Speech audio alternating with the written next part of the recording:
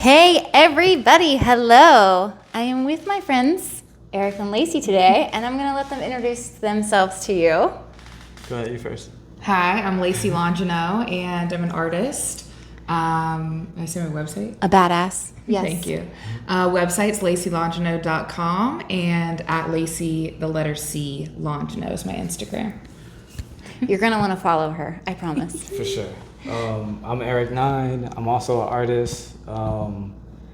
And my information is eric9.com, or on Instagram, just always type out the 9, N-I-N-E, and I'm easy to find. Yay. Yay. We're finally doing this. I know. What's funny is I came to see you and Sean at his artist talk, and you came up to me and were like, "Hey, Hope," and I was like, "I'm sorry, I have no idea who you are." But you knew of me because of Jeremy, right? Yes. Yeah. So I came to some of Steve's openings that y'all had at ABV. Yeah. Because I dated someone back in the day that worked there. Okay, that's perfect. So I had, followed along with you guys and just thought, y'all's story was so special and everything. Did we ever So- actually meet there? I don't think so. I think Okay. I just knew who you were. And Carmen. Oh Yeah. Okay. My sister went to school with, high school with Carmen. It's funny. Yeah. I think I say this about Atlanta often, that it's like a small town in the big city. You just run into people and you're like, wait, you all know each other too? Yeah, like everybody knows someone else. Like, what do they say? Like, one person away, one like... 1 degree of separation. Yeah. Yes. Yeah, Yeah. that's so true in Atlanta. It's so true. What is it? 1 degree from Kevin Bacon, but you're just 1 degree from everyone in Atlanta. Now, y'all are very big muralists in Atlanta, but there's other art projects you both are working on currently, correct? Yes, for sure. What do you want to tell us about? I guess we could start with I feel like mainly you have a quiet voice. You mainly can talk calling you out. Mainly murals, is our main bread and butter, but we also do other like productions and make our canvases and our own little statements through series of arts that we usually try to figure out how to present to the audience, Yeah. independently. So the most exciting thing is that me and Lacey have a pop-up in October next month called Two Breast Friends, and it's for just Two breast friends. right, attention to Breast Cancer Awareness Month. I love this. And it's a super fun topic that me and her talk about all the time anyway. Yeah. So like we've both been kind of just like working a lot, so we're super excited to have like a fun side project that we can really like dive into and look forward to like waking up and. So what are getting the into. details about this pop-up? Do we know them? Without giving too much away, we're gonna have all original pieces. We're gonna have some interactive things going on. Classy That- streets. We're featuring some other artists, Classy Streets. I think Truth might have some photography there. Yeah. That's awesome. And then we're gonna have some installations. I don't know if we want to like get into it too much. I or- know. I feel like we should. Might be a surprise. Yes. There Yeah. are going to be some installations you can sit on and some ones that you can squeeze. There's some that you can squeeze, and there's some that you'll be able I to like make, where we're going You with can rub this. your face in. Yeah, or like watch the rhythmic bounce. So Yes. a lot of Movement. fun things. You know what I'm saying? Yeah. And trying to make it more interactive. And so where did this concept, like, were you approached by somebody for it to be for breast cancer awareness, or did you No. all just come up with this? I think we kind of just wanted to do like more Yeah. like a titty show, and then we're like, yeah, man, but we can do it the right way Yeah. and do it for a good cause Yeah. and make it tasteful but still fun. And like, I mean, even today, like when we're hanging out on our way here, like we came up with like some really cool ideas, and we're just laughing the whole time, So Yeah. like that's where It's going to bring an element Yeah. of joy, which is very needed in the Yeah, times we live for in. sure. Yes. So is this y'all's first time actually making a collaborative project together? Yeah, for me and Yeah. you, we've featured in like group shows, but this is our first like, hey, let's do something. Yeah. I love that. 9 panties. I love that. Right. So how many murals have you all made collectively? Like you individually?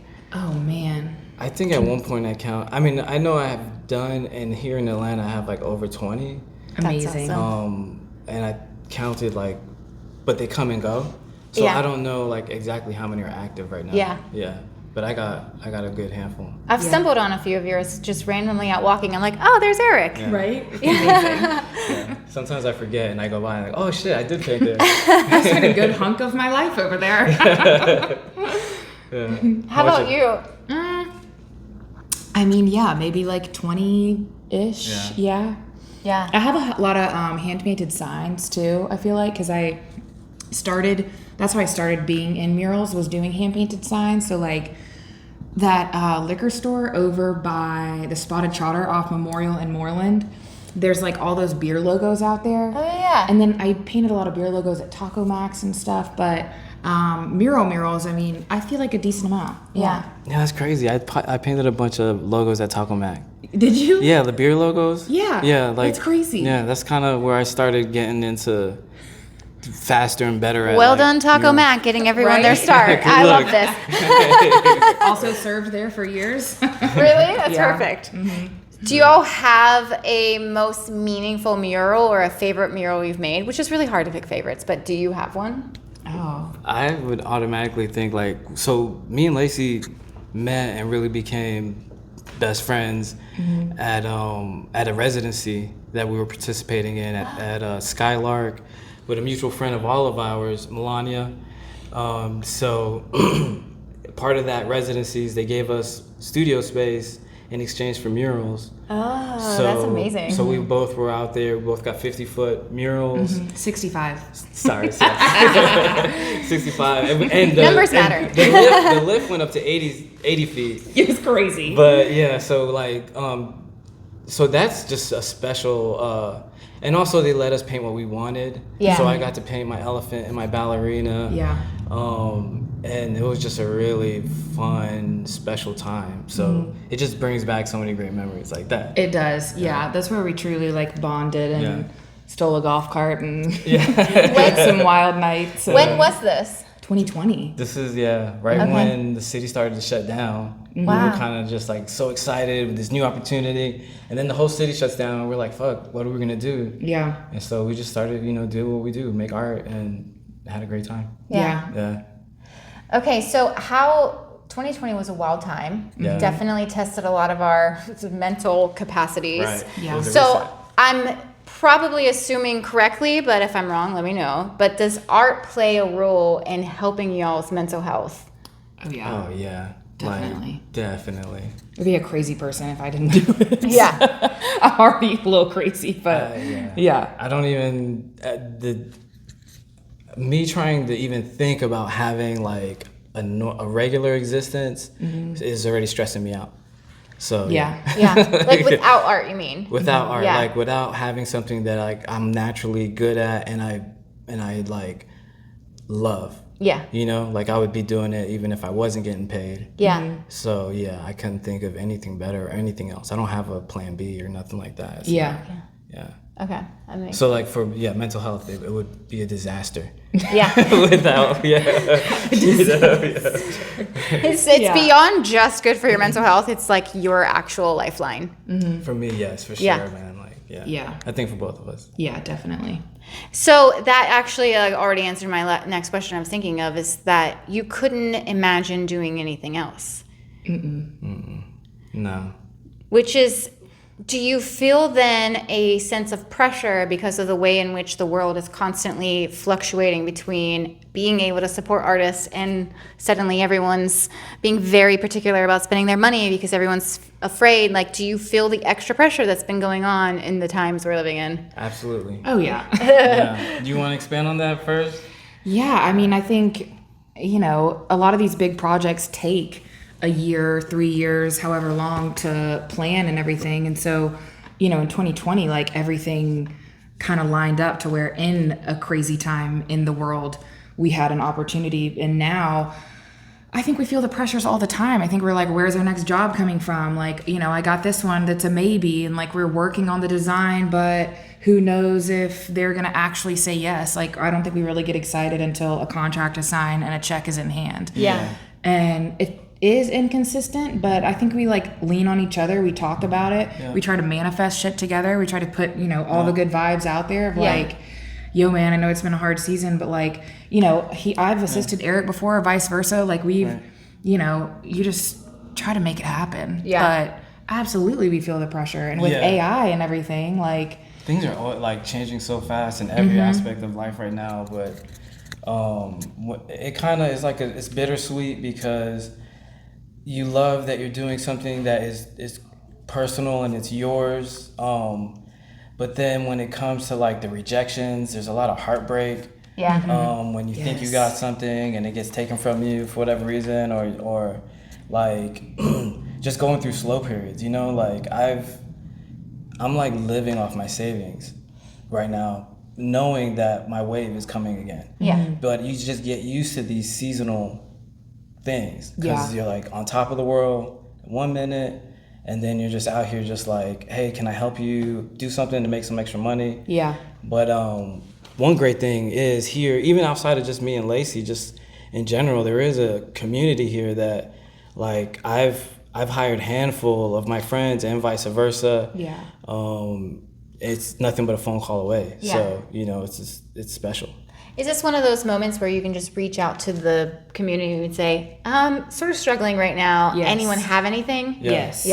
There's group chats, and I mean, High Contrast is a super dope group chat on Instagram or whatever, and everyone, you say what you need, you send your designs if you want feedback, and people are like, oh, I need this, so come help me, whatever. There's like it's cool. Like there's little organized affiliations, for lack of a better description, that like little groups that work together, but it's not anything just to reach out, like even like what Maya Bailey built with Peter Street Station and all the galleries, like, but they're also accessible. Like, I've been able to reach out to them, and what I like best is we've been doing it long enough, we know enough people that we can come up with an idea. Like literally we can just go for food or drink and come up with an idea and activate it ourselves, completely independent. With no supervisor, or figuring out we have enough resources and friends that we can make things happen for a very low overhead. So it's a good place to be as an artist. And I think too, as a creator, like you have to, whether we want those lulls or not, like you have to have it, because you have to, I think that it's best to try and like balance how much you're outputting with the rest time and everything. So when there are those slow periods, like they're so hard and stressful, but you're also, that is going to bring the inspiration and the ideas for the next big peak. Right. Because you're literally obsessed with what am I going to do next. So my curiosity is then, like, how do you manage keeping your faith in the process in yourself when you're in those periods? Drugs. Don't do what he said. I'm just joking, but it is very hard. I mean, like I said, like I'm literally, I don't have major paying projects, so I've been filling up a lot of my time with community activations. So like, like I did the community over competition, the first wall, we're activating a new wall actually this month, like in the next 2 weeks, we're hoping to finish it. And it's great, and it keeps me motivated, and being around creatives, like I feed off that energy, but I'm really, honestly, I'm just riding on faith right now. Knowing that the next idea is gonna come, or the next opportunity is like right around the corner. And even the pop-up that we have, I mean, there it is, like now I have something to dive into, and we'll make some money off of that. We have people that actually buy our art, so I mean, which is a blessing. Oh my God. Yes, it is. You sold a painting like yesterday. Delivered it. I delivered one this morning. And I've been able to sell a few just directly to people coming to the studio. Actually, I think that's what I'm gonna start doing, is just like opening up my studio more. For just people to come see what I'm working on. Open studio space. Studio space more. So out of curiosity then, from that, where does both of your inspiration come from? Does it come from those moments of having like to dig out of difficult times, or does happy, tough stuff also bring you some inspiration? Happy, tough, happy stuff. I think it's a bit of both. Yeah, I think. I'm going to expand on the question because I know that you just finished that huge thing. 6,000 square feet. Yeah. So describe the project and how long it took you. Yeah. And then both of us are very curious. How did you like stay on task that whole time when it turns into, okay, it's one big project that spans over months? And Yeah. I think I did the best I could because I hadn't done this before. So there was a lot of, I need 2 extra weeks. Like, I thought this would take me a week. It's going to take me 2 or 3. And so I think like getting used to the pivot. Yeah. And inspiration wise, I mean, I spent probably a year designing it and having meetings with them. And actually right before I was about to execute, I redesigned the ceiling one more time because it just wasn't right. Which project is this? This is a 6,000 square foot installation at the Upton. Oh, yeah, so the reveal It's should amazing. be- thank you. The reveal should be in either late October, early November. So, but yeah, I mean, we started talking about it 3 years ago, a year of designing, redesign right before execution started, and then execution was from like February until end of end of July of actually being on location. And In 6,000 square feet. For perspective, we are filming in my 1,000 square foot loft. Yeah. Like, the ceiling was 2,000 square feet, the floor was about 2,000-ish, and the walls 2,000. So, and there's different wild elements, and I think I just compartmentalized a lot. It was like, okay, this thing is so overwhelming and there's so many moving parts that I just need to compartmentalize and focus just on the ceiling and not worry about the other. And when I was designing, I kept having to like block off weeks of like, okay, right now I'm just going to think about the ceiling, and then next week I can think about where the ceiling touches the walls. Yeah. And then I can think about where just the walls, and then just the floor So or you whatever. just broke it down to little bites. Yes. Yeah. And even like little areas like where, you know, you'd walk through the space where people would probably be taking a photo or experiencing it the most, pausing in that moment, having that image up as I'm doing the rendering to try to make sure that like it's working, I guess. Yeah. But I think compartmentalizing, and once the ceiling was done, taking a week, you know, before I started the walls. And I don't know, I mean, it was so crazy. And like, I now, since the opening got pushed back, I still haven't made the lights. I'm going to make them like this month. And, you know, I have September, October to do it. And so it allowed me to take a whole month to go do another project and get away from it. Yeah. So that now I can come back to it, finish it strong, because you just get so consumed with it and obsessed. And like, I mean, I haven't seen anyone in forever. And like, I've just been in my own, so focused. I mean, I treated it like my Olympics, really. And, you know, I haven't been drinking, and I've been working out. I've been, you know, on a bit of a hardcore schedule. And I think that the consistency in my day-to-day helped me be able to like manage the stress of it. Like, my jaw was clenching so much during it. I was just like, I can't even fucking think. Like, I don't know. Yeah. So. Yeah, it's so impressive. It is Like, very you. impressive. And I'm so Thank you. proud, like when I see it and I know how This much is a work pure that moment. Like, move that back to your mouth so they can hear you giving her flowers. 'Cause that was really sweet. Yeah, Lacey Thank deserves you. all the flowers. She's awesome. Yeah. And in the middle, like she said, in the middle of that huge project, she takes a few weeks off to go knock out another whole mural with all these portraits, which are extra like pressure, trying to make people look how they're supposed to. And Yeah. So yeah, she's a beast. Is this the thing you just did at the YWCA Greater Atlanta? It's a organization for ending racism and empowering women. So they have an early childhood learning academy. They have a Encore, which is their breast cancer awareness program. So they do mammograms for women that don't have insurance. That's amazing. But it's been around for 123 years, the Georgia one. And so it's a story from then until now, starting with Phyllis Wheatley, the first Black poet.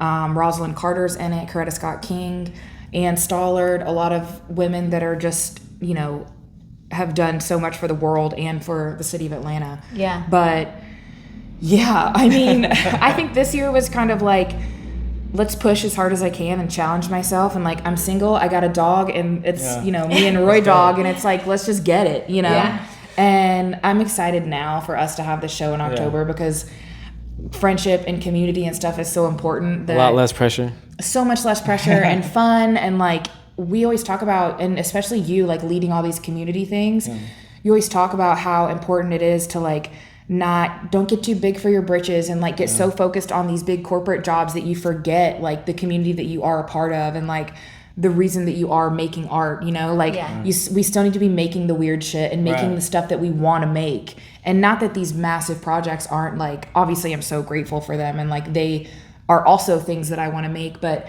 there's a playfulness that we can have with this show that, you know, when you're working for a client, it's like they're the one that you're trying to, You're kind of answering to somebody. Yeah. And like, it's important for artists to kind of let's remind ourselves, like, why are we doing this again? Yeah. You know, and I think that's what it is. Just like every artist wants to be heard, you know? So this is like a chance for people to hear like our true voices, not our work filtered through what someone else wants, you know what I mean? Yes. Yeah, exactly. But I think inspiration wise, we were talking about like where we pull inspiration from and stuff. And I think, I mean, I use a lot of like light images and I'm always taking photos constantly. And I like am going back and I call it my archives because I have like millions of photos on my phone. Same. And so like the big project, it's like most of those images, some of them were from 10 years ago. You know, of like, oh my God, I'm just obsessed with this image or this shadow shape. And like, I'm waiting for the right project to use it for. And then you pull it out of there. Yeah. For sure. I'm sitting on a few things. Like I think every artist probably does that. Like, but definitely I'm sitting on not only like paintings that I started and I was like, I'm not ready to finish yet, but also like ideas, just general ideas for like, whether it be an event or some kind of like campaign or like when we were like me and Lacey, we do all kinds of silly shit just to like keep ourselves entertained.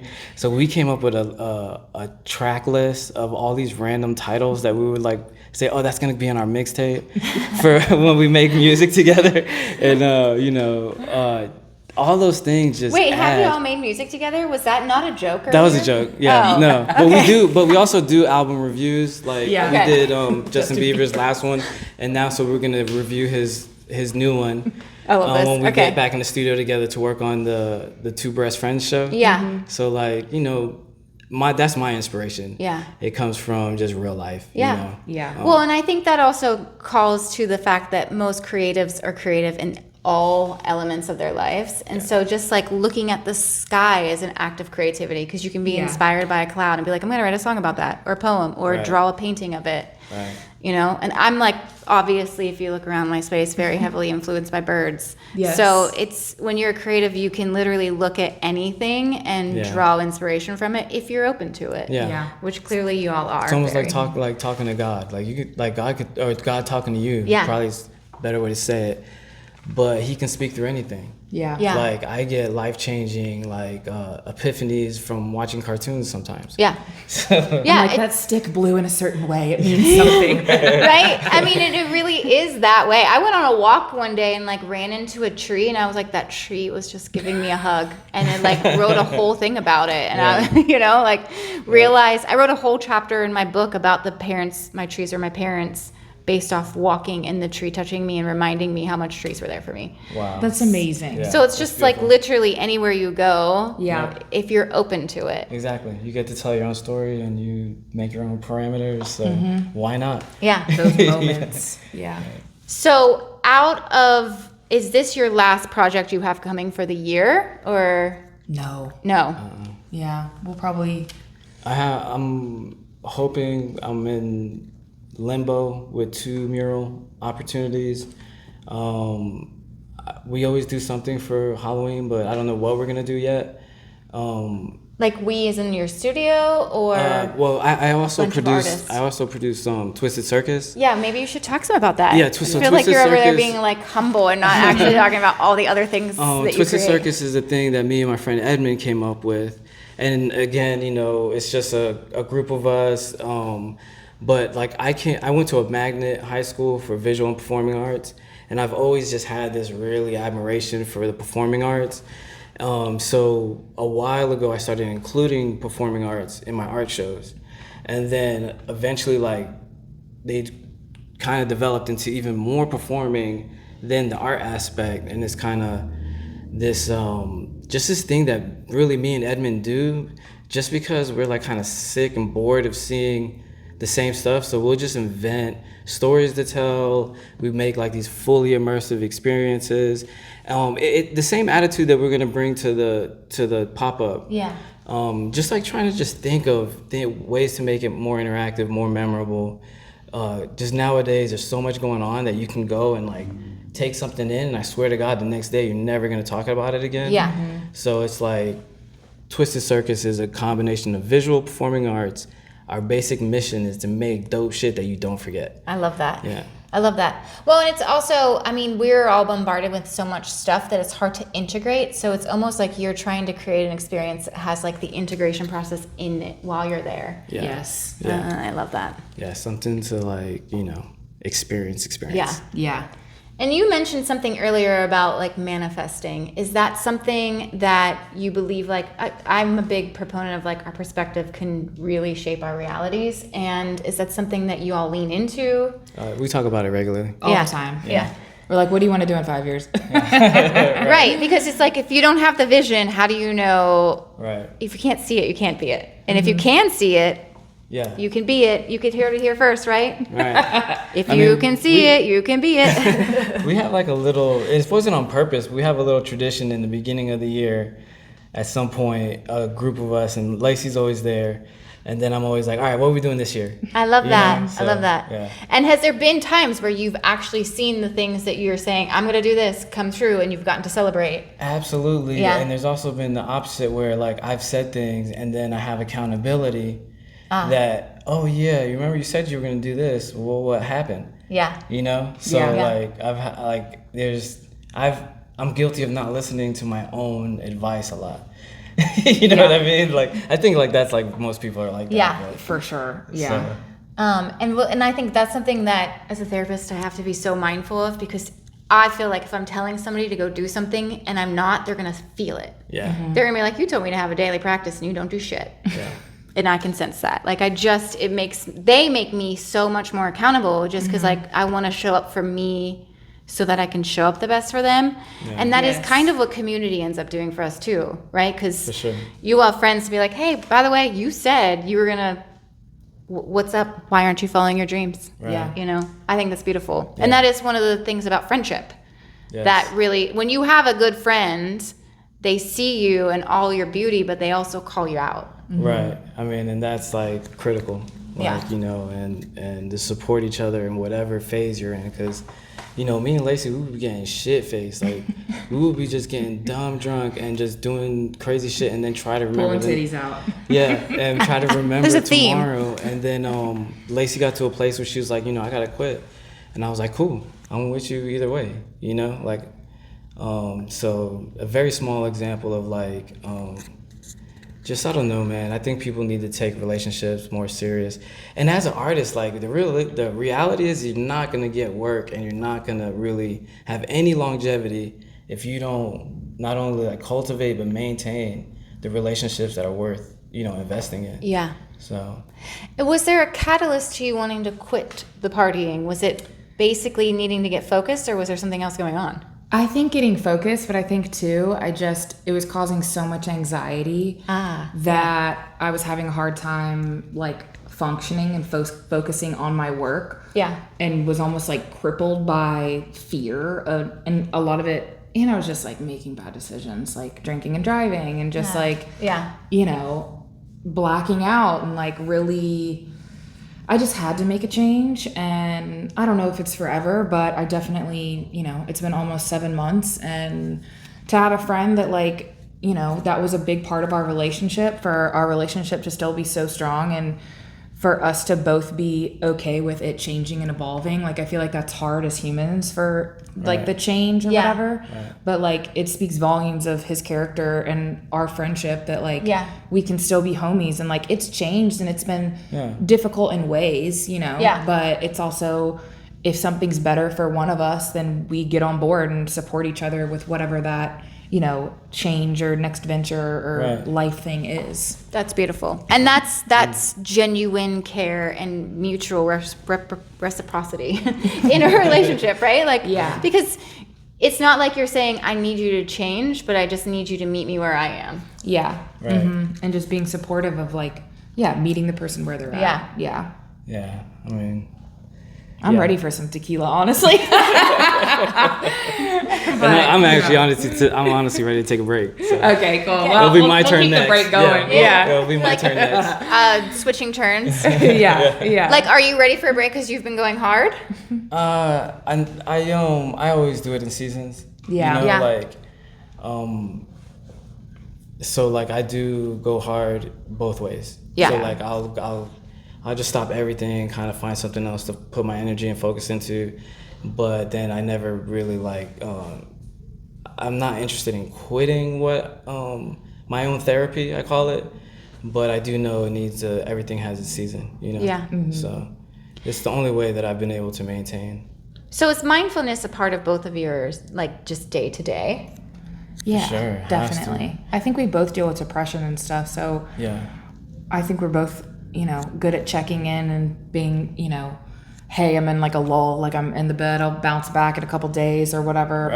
Right. But I think mindfulness and making sure we're and then like you know a person long enough and you kind of see the cycles, and also like once you're like Lacey's seen me like in low places. Yeah. And so then the comfort level is that much more. So like there's never any judgment, and so like, you know, if you are fortunate enough to have those type of situations or relationships, like they're more valuable than anything else. Yeah. You know. Yeah. Like, what's the quote? If all they know is you're flowering and they don't know you over winter, then they don't know you. Yeah, for sure. I always say like you're not really like friends until you get in a fight and then recover from a fight. Yeah. You know what I mean? Like, what was our fight? We had a few. You get He's like, we've had a few. Her mood is all in her face. Like it is. So you will know when there's something going on. Yeah. Those are honestly my favorite type of people. I don't like questioning. I want to know where we stand. Like, got to. And then you know, so when you all get into these fights, is it like then determining how do we work through it, and that's when you're like, oh yeah, we're gonna be able to be friends? I feel like we're just mature enough to know, like, all right, we need a time out. And then we're quick to get back to each other. Like, we don't like let the shit just linger fester. Or whatever. So and we haven't really gotten into not anything fights. serious, but we definitely got moving. Like, is it more of a bickering? It's more like just a fucking. That's annoying. Attitude. You just gave me the ick. It's just like, you know, sometimes it's just not right now type of feeling, you know. Yeah. So I feel that. But you know, you're like that with family. Yeah. Well, and I mean, I think we all have to honor where we are sometimes, even if it's not the most admirable place to be. Exactly. It's like the art of accepting the human experience. Like, we're not ever going to all show up as rainbows and sunshines every day of the week. Even if people assume, like, people could see you and you have the best energy, you just radiate goodness, but it's like, then people to come up to you and expect you to always be rainbows and sunshine. It's not fair. No. It's just like a weird expectation to put on people. And even like to that point, like, I love like being that person that like is here to help and kind of like lights up, brings energy, and don't like suck nobody's energy away. And try to be like, oh, we could do this type of attitude a lot. But then when the other side hits and I'm fucking really depressed and I'm like, why the fuck am I even doing all this Someone's getting murdered over there. Anyway. This is what I told you.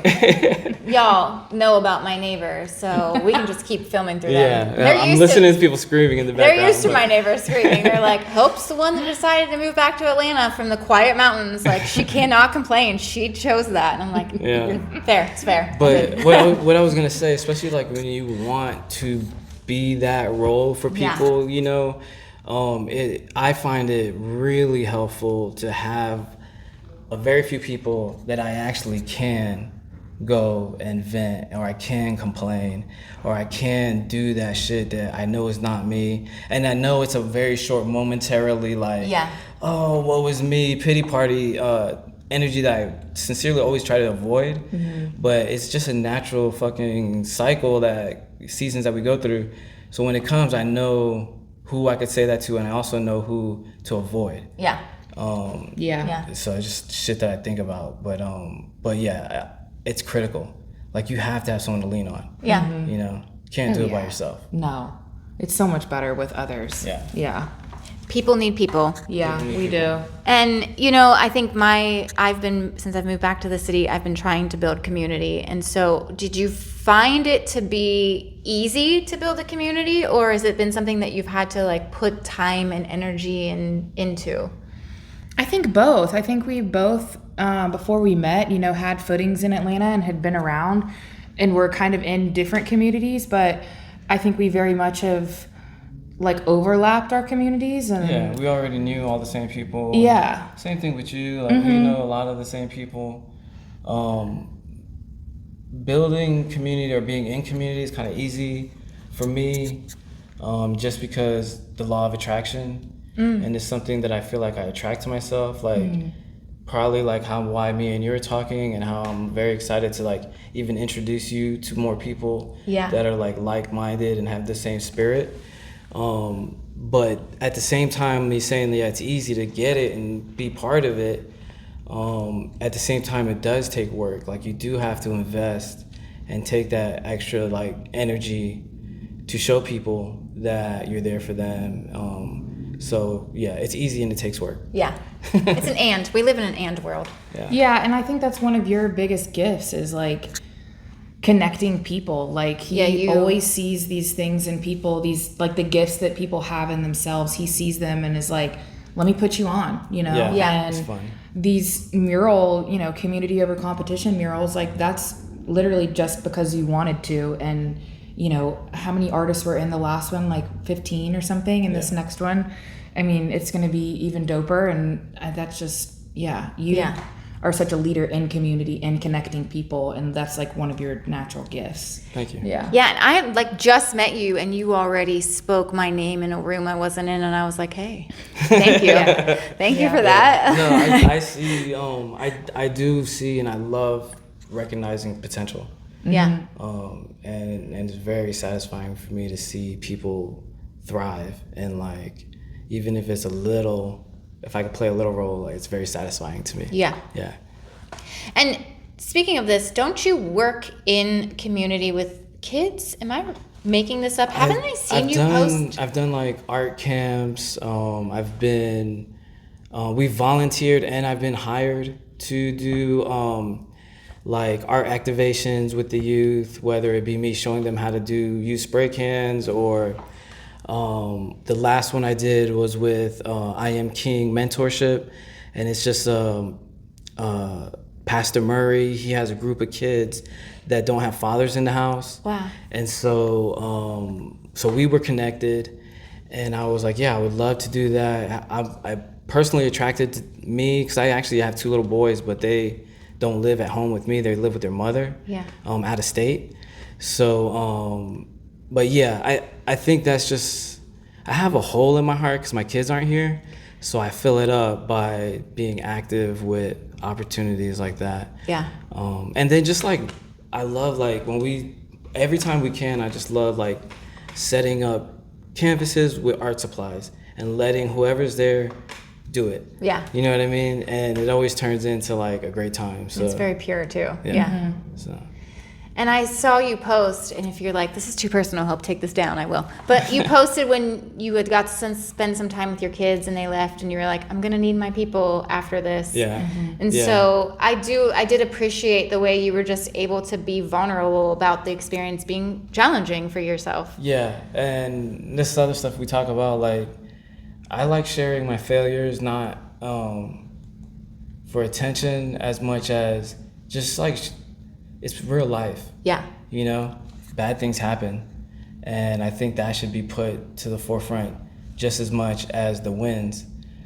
Just because I don't know, it can be unhealthy trying to have this front of success and not share the full story, especially when you got people that are actually interested or trying to be inspired, you know? Yeah, absolutely. And be like, dude, you know, we all have taken losses, and I'll be like the first one to be like, man, fuck this shit, da da da da da. You know, or like, you know, I show it, you know? Yeah. It's also like therapeutic just to let it go through it instead of hiding it, you know? Yeah. So I really resonate with that, because I think one of my hardest things when I was caregiving was when people would be like, oh my gosh, I wish I could be like you. And meanwhile, like, I yelled at my husband for going to the bathroom. And so I started sharing it online, and people thought I was crazy, but I was like, I have a platform, and I can never have anyone look at me as if I'm doing it perfect. Yeah. Because when you're in a period where you're not feeling great about the way you're showing up, nothing makes you feel worse than if you start to compare yourself to somebody that you're like, I wish I could be like that person. Right. Yeah. When that person is also human and is still like in the trenches of figuring life out with you. Right. And so I think it's really important for anyone that has any kind of voice to make sure they're saying, hey, I am also really trying to be the best person I can be, but I fall short often. Yeah. I'll text Lacey and be like, I just need to cry. I feel like crying.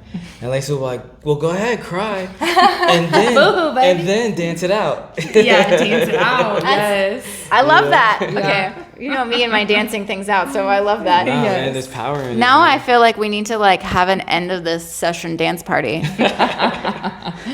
Don't worry, I'm gonna convince them. Drinks first, but Okay, so is there anything that you feel like I didn't ask you guys about that you want to share? Anything on your mind? I'm happy. I like the way the conversation went down, and I feel like I came with no agenda. So this is actually more than what I expected in a positive way. So I love it.